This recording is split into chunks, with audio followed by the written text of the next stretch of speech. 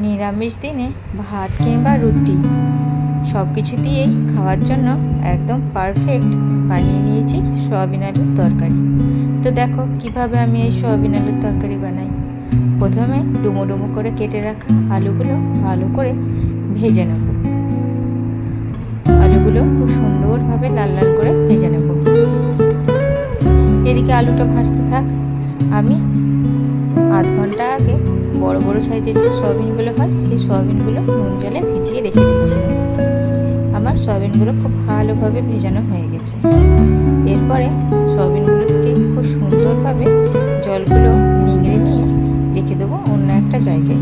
দেখো এমনভাবে সয়াবিনগুলো চিপে দিতে হবে যাতে সয়াবিনের ভেতরে একটুও জল না থাকে। এদিকে আমার আলুগুলো ভাজা হয়ে গেছে খুব সুন্দরভাবে লাল লাল করে। আলুগুলোকে আমি এবার তুলে একটা জায়গায় রেখে দেবো।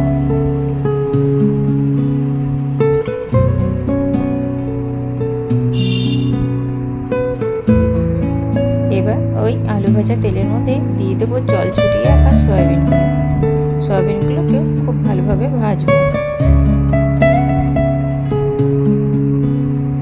সুন্দরভাবে নেড়ে চেড়ে যতক্ষণ না সয়াবিনের কালারটা একটু চেঞ্জ হয়, গায়ে একটু লালচে রং ধরে, ততক্ষণ পর্যন্ত সয়াবিনগুলো আমি ভেজে নেব। দেখো সয়াবিনগুলোর গায়ে খুব সুন্দরভাবে লাল লাল একটা রং ধরে গেছে। এবার সয়াবিনগুলোকে আমি তুলে রেখে দেবো। এরকমভাবে সয়াবিন ভেজে নিলে সয়াবিনের যে একটা গন্ধ থাকে সেই গন্ধটা একেবারে চলে যায়। এবার কড়াইয়ের মধ্যে নিয়ে নিলাম আবার বেশ খানিকটা সরষের তেল। তার মধ্যে দিয়ে দিলাম দুটো তেজপাতা ফোড়ন আর দিয়ে দিলাম একটু গোটা জিরে ফোড়ন। ফোড়নটা একটু ভাজা ভাজা হয়ে গেলে ওর মধ্যে দিয়ে দেবো আদা বাটাটা দিয়ে খুব ভালোভাবে আদা বাটাটা কষিয়ে নেব। আদাটা ভালোভাবে ভাজা ভাজা হয়ে গেলে ওর মধ্যে দিয়ে দেবো জিরে গুঁড়ো। জিরেটা দিয়ে আদার সঙ্গে খুব ভালোভাবে ভাজা ভাজা করে নেব।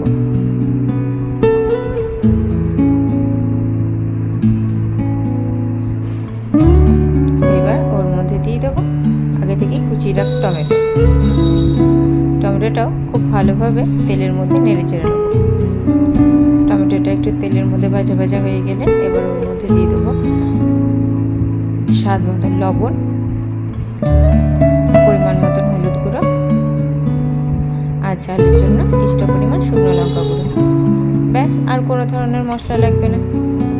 এই সিম্পল কয়েকটা মশলা দিয়ে আমাদের সুস্বাদু সয়াবিনের কারিটা রেডি হয়ে যাবে। এবার খুব ভালোভাবে সব শুকনো মশলাগুলো দিয়ে কষিয়ে নেব। দেখো আমাদের টমেটোটাও অনেকটা গলে এসেছে। ভালোভাবে মশলাটা আমাদের খুব ভালোভাবে কষিয়ে নিয়েছি। এবার মশলা কষানো হয়ে গেলে ওর মধ্যে দিয়ে দেবো আলু আর সয়াবিন যেটা ভেজে রেখেছিলাম সেটা। আলু সয়াবিনটা মশলার মধ্যে দিয়ে খুব ভালোভাবে আলু সয়াবিনটা কষিয়ে নেব। প্রায় 10 মিনিটের মতন আলু সয়াবিনটা মশলার সঙ্গে কষাতে হবে। এই তরকারিটার স্বাদটা কিন্তু এখানে যত আলু আর সয়াবিনটা মশলার সঙ্গে কষাবে রান্নার স্বাদ তত ভালো হবে। একটু হাতে সময় ধরে বেশ ভালো করে সয়াবিনটা আর আলুটা মশলার সঙ্গে কষাবো। দেখো আমাদের কষানো একদম হয়ে গেছে। আমি প্রায় 10 মিনিট ধরে এই মশলাটা কষিয়ে নিয়েছিলাম। এরপরে দিয়ে দিলাম পরিমাণ মতন জল আলুটা সেদ্ধ হওয়ার জন্য। জলের মধ্যে ভালো করে তরকারিটা নাড়াচাড়া করে আমি একটা ঢাকনা দিয়ে আলুটা সেদ্ধ হতে দেবো।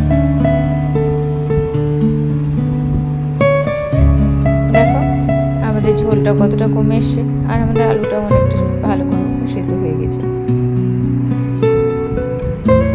দেখো একদম পারফেক্টলি আমাদের আলুটা সেদ্ধ হয়ে গেছে। এবার নামানোর আগে দিয়ে দেবো কিছুটা পরিমাণ গরম মশলা আর দিয়ে দেবো বেশ খানিকটা ঘি। গরম মশলাটা ভালোভাবে তরকারির সঙ্গে মিশিয়ে দিলে তৈরি হয়ে গেল আমাদের নিরামিষ দিনের জন্য একদম সুস্বাদু সয়াবিন আলুর তরকারি।